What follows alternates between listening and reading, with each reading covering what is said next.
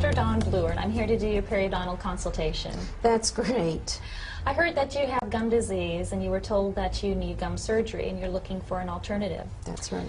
I know you've probably been told about what gum disease is, but if you don't mind, I'd like to review that with you so I can talk about your periodontal treatment options and especially why people are choosing laser periodontal therapy as their periodontal treatment of choice. Okay.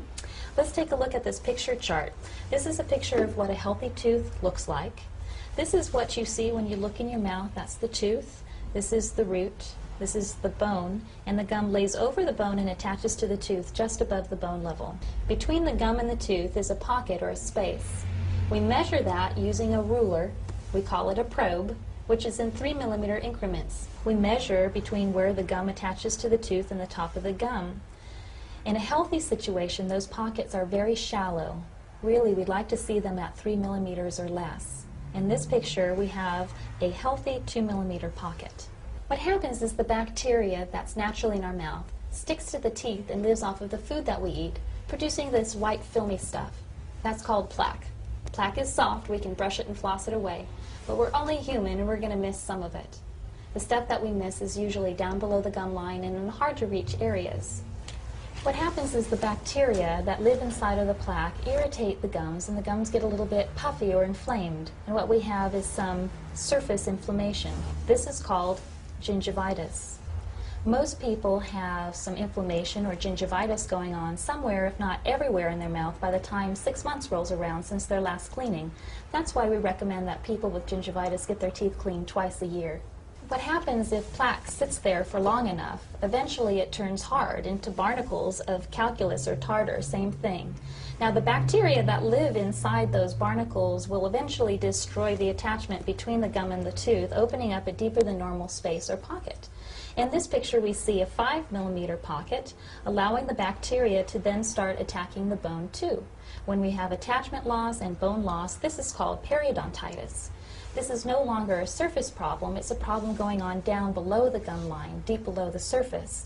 And so a regular surface cleaning really doesn't do the trick. It's just the tip of the iceberg.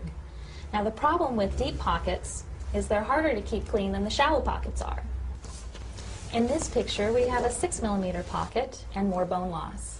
Now the issue here is if we have a 6-millimeter pocket and the gum started up here, and we have 2 millimeters of damage at the surface, we really have about 8 millimeters of attachment loss.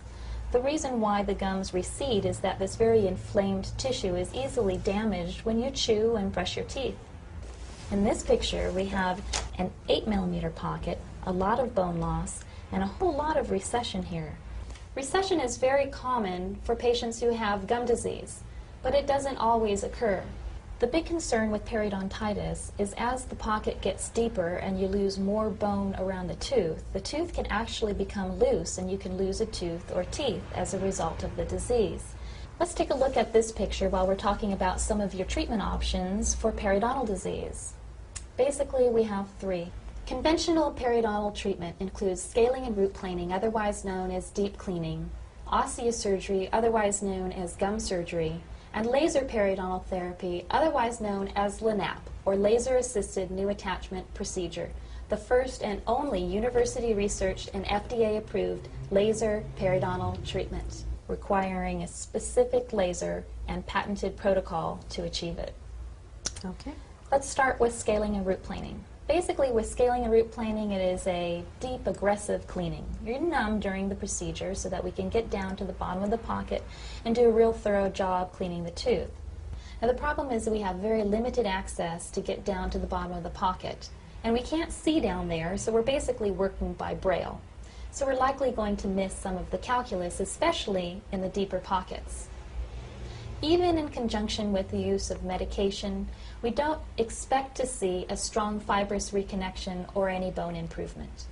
If after scaling and root planing a deep pocket persists, the next conventional treatment option is to do gum surgery.